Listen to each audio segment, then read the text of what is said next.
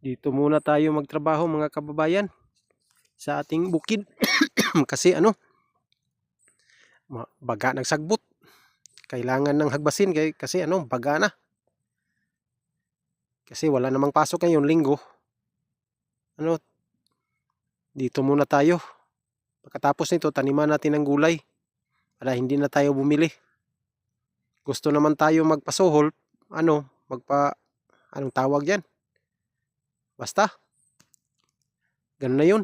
Wala naman tayong pangsuhol kasi wala naman tayong pira. Yung kita natin, tama lang sa para estudyante at saka pagkain.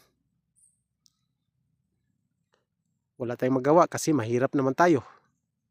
Kailangan natin magtanim kay sabi nga ni Presidente Marcos, bago pa lang natanim, pwede nang harbisin.